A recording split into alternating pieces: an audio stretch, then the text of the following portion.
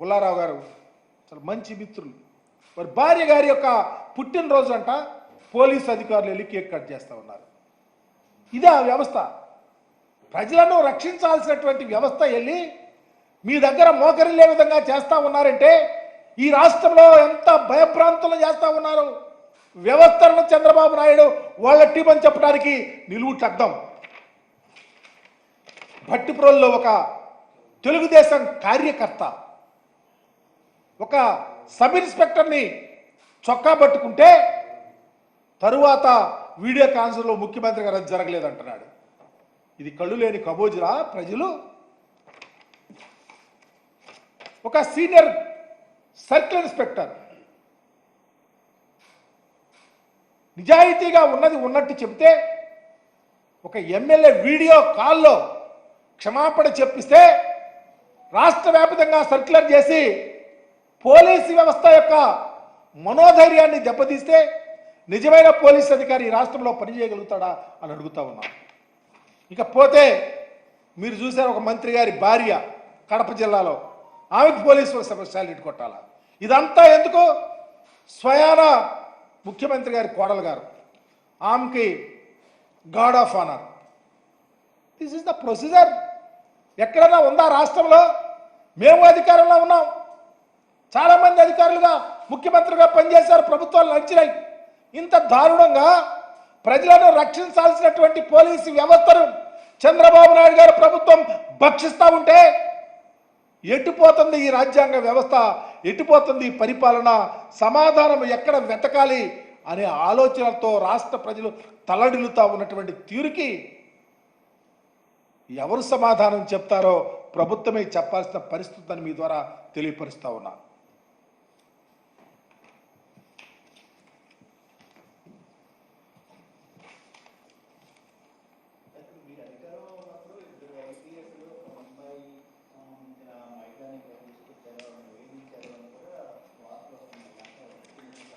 అదే నేను మీకు లోతుగా వెళ్లకుండా గత 3 రోజుల నుంచి ఎల్లో మీడియా పతాక శీర్షికల్లో చూస్తున్నాం. ఎవరో ఒక వ్యక్తి ఫిర్యాదు చేస్తే ఆ అధికారికంగా ఎఫ్ఐఆర్ కడితే ఒక వ్యవస్థ పోలీసుల దగ్గరికి వెళ్ళి ఒక కంప్లైంట్ ఇస్తే ఎఫ్ఐఆర్ కట్టి ఎంక్వైరీ జరుగుతూ ఉంటే దాన్ని తీసుకొని వచ్చి పోలీసు అధికారులు భయపెట్టారేనో ఎక్కడో బంధించారేనో. ఈ పోలీసుల దగ్గరికి ఒక కంప్లైంట్ వస్తే కేసు కట్టారు, ఎఫ్ఐఆర్ ఉంది, ఇప్పటికీ కేసు ఉంది. దీంట్లో మీరు రాద్ధాంతం చేయటం ఏంటి? ఆ అధికారులను ఇష్టం వచ్చినట్టు భయభ్రాంతులు చేయటం ఏంటి? వారి యొక్క క్యారెక్టర్ని అసాసినేట్ చేయటం ఏంటి? దీనిలో ఒక రాజకీయ నాయకులు తీసుకురావటం ఏంటి? వారిని కూడా వారి యొక్క అంటే రాజకీయ మనుగడ లేకుండా మీరు అభూత కల్పనలతో వారి యొక్క కుటుంబాలను వారి యొక్క రాజకీయ వ్యవస్థను నాశనం చేయాలని ఒక ఆలోచనే తప్ప ఇంతకన్నా ఏముందని అడుగుతా ఉన్నాం. దీంట్లో తప్పు ఎక్కడుందని అడుగుతా ఉన్నాం. తప్పుంటే ఆ అధికారులు ఇచ్చినటువంటి ఫిర్యాదులు పట్టించుకోకపోతే, వాళ్ళకి రెస్పాండ్ అవ్వకపోతే, అకౌంటబిలిటీ చూపించకపోతే మీరు ఏదన్నా మాట్లాడచ్చు, చేయొచ్చు. ఏది ఎలా చేయాలో ఒక సిస్టమ్ ప్రకారం కంప్లైంట్ని తీసుకుని ముందుకెళ్తే దానిని కూడా చిలవల పలవలగా రాసి మీరు ఎల్లో మీడియాలో రాయించి మీరు కథనాలను చేయించి మా రాజకీయ నాయకుల మీద కక్ష చేస్తూ ఉంటే న్యాయం ఎక్కడుందని అడుగుతా ఉన్నా. ఎవరిచ్చిన ఫిర్యాదు? ఒక పోలీస్ స్టేషన్కి వైసీపీ ఇచ్చిందా, టీడీపీ ఇచ్చిందా, చంద్రబాబు నాయుడు గారు ఇచ్చారా, నాగార్జున ఇచ్చారా? కాదు, ఎవరు ఫిర్యాదు ఇస్తే దాన్ని తీసుకొని రిజిస్టర్ చేయాలి. ఆనాడే అవ్వచ్చు కదా, మేము ఇచ్చిన ఫిర్యాదు తీసుకోలేదు, మాకు అన్యాయం జరిగిందని ఏమైపోయారని అడుగుతా ఉన్నాం. ఇచ్చిన ఫిర్యాదు రిజిస్టర్ చేసి ఎఫ్ఐఆర్ కడితే అంతకన్నా ఏం కావాలని అడుగుతా ఉన్నా. ఇదేనా న్యాయం, ధర్మం ఈ రాష్ట్రంలో? ఈ కక్షల కార్పణ్యాలకి తార్కాణకు విలయతాటం చేస్తున్న తీరుకి ఇది నిదర్శనం కాదని అడుగుతా ఉన్నా.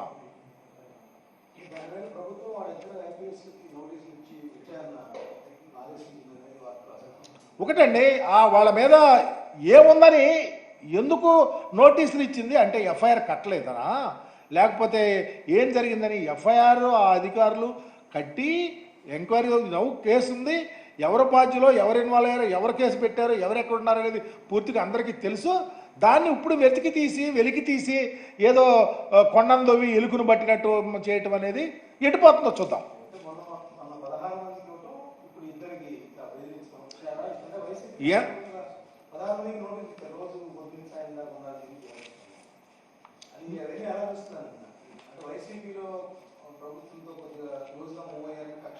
మా ప్రభుత్వంలో క్లోజ్గా ఎవరు మూవ్ అవటానికి అవకాశమే లేదు. క్లోజ్గాను వ్యతిరేకంగా చట్ట ప్రకారం ఏం చేయాలో, ఏ ఉద్యోగం ఎవరో చేయాలో ఎలా చేయాలో చేసాం. కానీ ఇప్పుడు అట్లా లేదు. ఇప్పుడు కక్షలు, కార్పణ్యాలు, నావాడు, నీవాడు, పడనివాడు, పడేవాడు, నావాడు కాదు, వాడి మీద చర్య తీసుకోవాలా, దానిలో భాగంగా ఇన్ని జరుగుతూ ఉన్నాయి. ఈ వ్యవస్థ ప్రజలందరూ చూస్తున్నారు ఏం జరుగుతూ ఉన్నది. దానికి ఎప్పటికైనా సరే దానికి న్యాయం అనేది ముందుకు రావటం తప్పదు. కానీ ఎప్పుడు ఉపశమనంగా ఈ జరగటం తప్ప వ్యవస్థలన్నీ ఎదురు చూస్తూ ఉన్నాయి. ఈ రాష్ట్రంలో పరిపాలన ఏ దిశకెళ్తా ఉందో తప్పకుండా న్యాయ నిర్ణేతల ప్రజలు.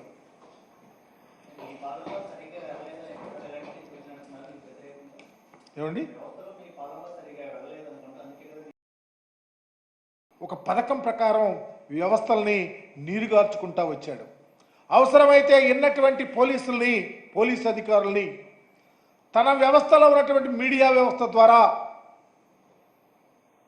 అభూత కల్పనలు, వారిని నిర్వీర్యం చేసే విధంగా, మోరల్గా వీక్ అయ్యే విధంగా మరి కథనాలు రాయించటం, తర్వాత ఒక పరిస్థితి ప్రకారం వారి మీద వేటు వేయటం, ఈ విధంగా పోలీసు వ్యవస్థను పూర్తిగా నీరుగార్చేసినటువంటి పరిస్థితి ఆంధ్రప్రదేశ్లో చూస్తూ ఉన్నాం. ఈ మధ్యలో చంద్రబాబు గారు అధికారంలోకి వచ్చిన తర్వాత 16 మంది పైగా ఐపీఎస్లకు పోస్టింగ్లకు సంబంధించి లేకుండా చేశారు. నిజాయితీగా పనిచేసిన అధికారుల్ని విధులు బాధ్యతలు లేకుండా చేసి ఒక ప్రక్కన పెట్టినటువంటి పరిస్థితి. దీని ద్వారా రాష్ట్ర వ్యాప్తంగా ఒక ఆలోచన, చంద్రబాబు గారికి వ్యతిరేకంగా ఎవరన్నా ఉంటే వాళ్ళ గతి ఇంతే అనే విధంగా వాయిస్ వచ్చే విధంగా చేసినటువంటి పరిస్థితి. చంద్రబాబు గారు చెప్పిందే వేదం, టీడీపీ నాయకులు చెప్పిందే వేదం, లేకపోతే అదే చట్టం అనే విధంగా కూడా ఈరోజు రాష్ట్రంలో రాజ్యం వెళ్తున్నటువంటి పరిస్థితి రాష్ట్రంలో చూస్తూ ఉన్నాం. దీని ఫలితంగా వైఎస్ఆర్సీపీ శ్రేణులపైన, టీడీపీకి గిట్టని వారిపైన, సామాన్యులపైన దాడి, దౌర్జన్యాలు, ఆస్తుల ధ్వంసం, లేకపోతే హత్యలు జరుగుతూ ఉన్నా ఎవరు పట్టించు. దానికి కారణం చంద్రబాబు గారు పంపిన సందేశం. దానివల్ల పోలీస్ వ్యవస్థ క్రియాహీనంగా మారిపోయినటువంటి పరిస్థితి ఈ రాష్ట్రంలో చూస్తూ ఉన్నాం. దీనికి అంత బాధ్యుడు చంద్రబాబు గారే, స్వయాన ముఖ్యమంత్రే. ఉదాహరణకి నంద్యాలలో ఇన్సిడెంట్ జరిగింది. నంద్యాల సమీపంలో సీతారాంపురంలో సుబ్బారాయుడు హత్య, అయ్యా నన్ను చంపేస్తూ ఉన్నారు, నా పోలీసులు సపోర్ట్ కావాలి, నన్ను రక్షించందని గగ్గోలు పెడితే ఆయన ఉన్న ప్రాంతం ఎంత